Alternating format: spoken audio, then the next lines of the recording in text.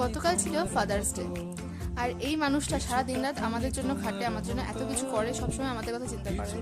তো একটা দিন কি তাকে স্পেশাল ফিল করানো যায় না? তাই ফাদার্স ডেতে আমরা ঠিক করেছিলাম বাবার জন্য সবকিছু করবো, বাবা যা খেতে ভালোবাসে তাই হবে।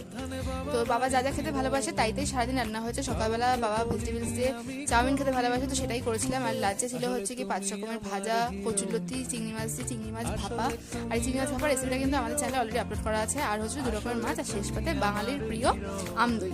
সন্ধ্যাবেলা নিয়েছিলাম অনেক রকমের মিষ্টি, তার মধ্যে মিয়ামার থেকে একটা কেক ছিল, আর এই ফিশ পাফটা খুব কিউট দেখতে লাগছিল তাই এটা এনেছিলাম। আর 5 রকমের মিষ্টি ছিল, আর মা মনসা থেকে মিষ্টিগুলো এনেছিলাম। মিষ্টিগুলো কিন্তু খেতে দারুণ ছিল।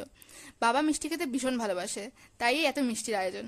আর বাবা তো প্রচন্ড খুশি হয়েছে, সারাদিন এত কিছু করেছি বাবাকে নিয়ে তাই জন্য। তবে হয়তো তেমন বিশেষ কিছুই করতে পারিনি, বাবা অল্পেই খুশি। আর বাবার মুখের এই হাসিটা দেখার জন্য এত কিছু করা। এই ছিল আজকের ফাদার্স ডে সেলিব্রেশন। যদি ভিডিওটা ভালো লাগে তাহলে চ্যানেলটা সাবস্ক্রাইব করে দিও। টাটা।